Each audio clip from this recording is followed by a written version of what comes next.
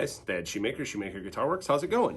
So, back here, part 2 with the Kent. We did the introduction video, and so now I'm ready to move on with that. So we need to start taking this guitar apart so we can use the parts from this guitar to build the other guitar. I still think it's really cool that, you know, his last name is Kent, and there's Kent guitars out there. So anyway, we're gonna start by pulling the neck off of this thing.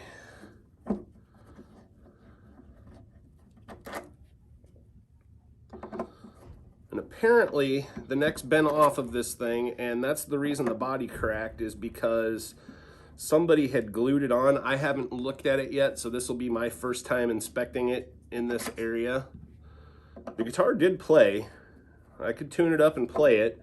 All the electronics work, and that's all the stuff that we're using the neck and we're using the electronics for his guitar. So let's see what we got here.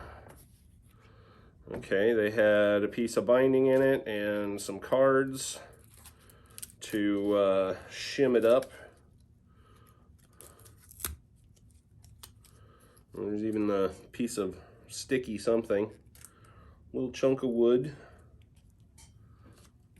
But all in all, it looks to be okay.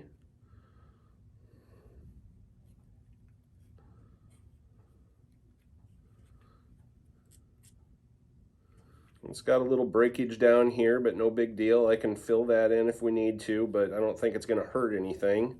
And you'll never see it because it'll be in the neck pocket. Yeah, it literally, I don't know, let me move closer to the camera here. But it literally, whoever glued it, it split the neck pocket. So the top is coming loose from the body on both sides.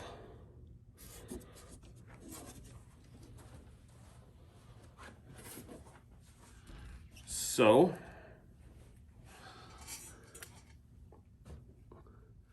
the neck actually is in pretty decent condition. The frets are all in decent condition. I'm gonna probably do some touch-up finishing.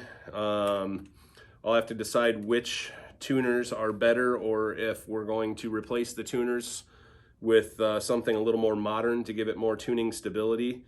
That was one of the big downfalls with these things, was the tuners are crap. I've actually got a brand new Kent emblem that he gave me. So if I decide to refinish the neck like I did the body, then I will have the new emblem to put on there. I've got brand new, new old stock knobs for it. So let's start by removing this pick guard.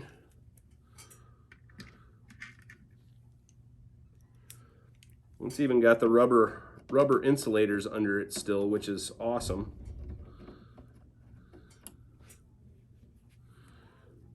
And I will bag all these parts until it's time to actually use them.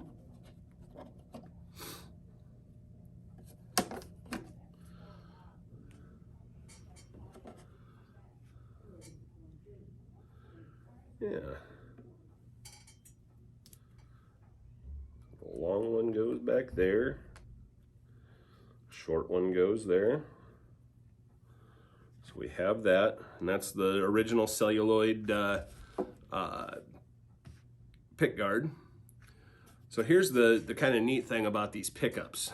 These are covers, and they pop off, kind of like the old Fender ashtray bridge covers. They're universal. I mean, I can put that one on that one, whatever, so it doesn't matter. We don't need to mark which one is which. And then there's the coils are actually just move around in here, which always amazed me about this type of pickup. So there's only 2 screws that hold each pickup in.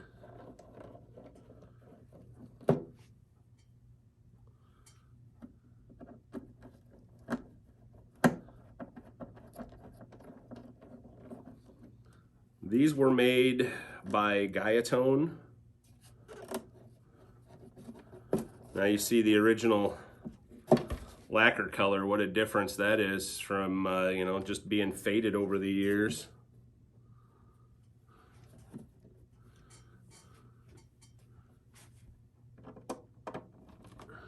Take these screws out.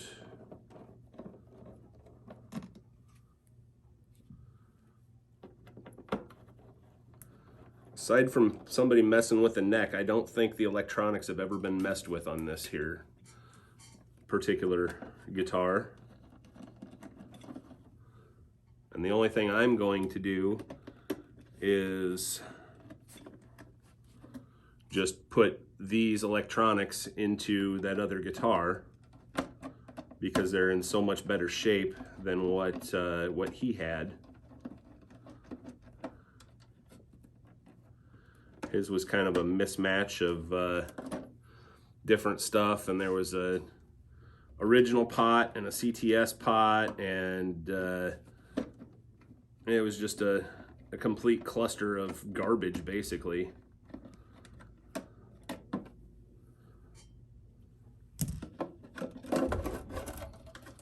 All right, so got the original, looks like alpha pots, 250K, the original switches.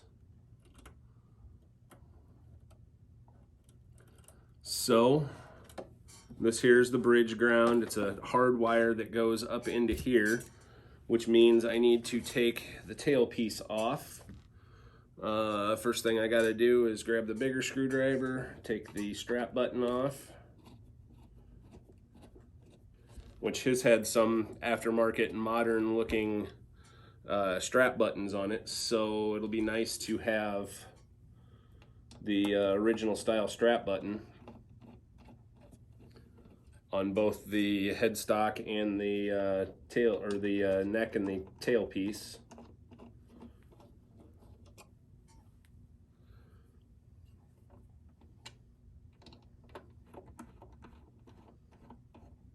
One thing I may have to do is make new rubber pieces that go underneath the pickups, make them slightly bigger, because these have shrunk and I'm not 100% sure that they're going to cover the holes that they put in the body for the Gibson pickup, which is fine. It's not a big deal. This tailpiece is actually in better shape than his tailpiece, so they've just got this hard piece of wire here, and it serves as the bridge ground. So you can pull that through. And I need to figure out which is the neck and which is the bridge, because I'm going to, this one looks like it's the neck, and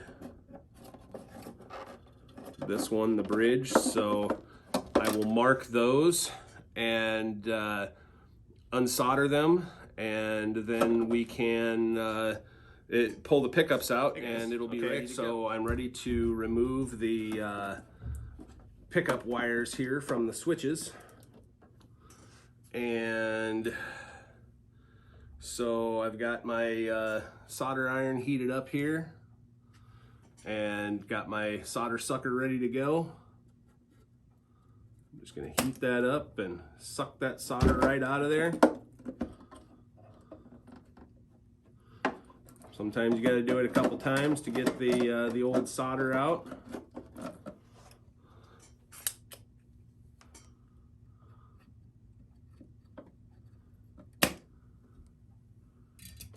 That should be sufficient. And there we go. So I will do that again on the other one. Take that chunk of solder out of there.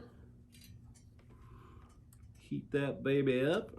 And that one came right off. So not a problem there. And then these two are grounds.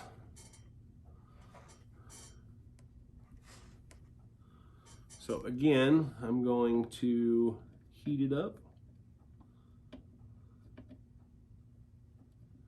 that solder sucker in there, hit it, and that should pop the grounds, or be enough to pop the grounds. Not enough yet, so we'll do that one more time. And the last thing I will do will be mark which pickup is which. I'll make up a little diagram to tell me. In fact, I may just cut this ground wire if I have to.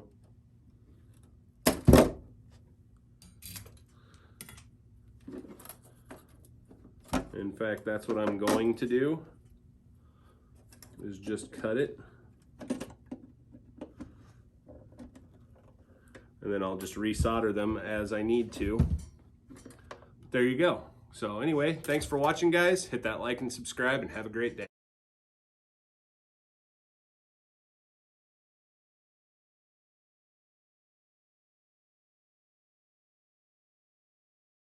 I want to give a shout out to our sponsor, Allied Barber Supply. Before I started using Allied stuff, my wife hated my beard. She would always complain about it being prickly and itchy and whatever. Now she loves it because it's soft, it's smooth, and it smells good too. All of his products are handmade right here in Davenport, Iowa. Check them out, Allied Barber Supply, 1513 Harrison Street, Davenport, Iowa.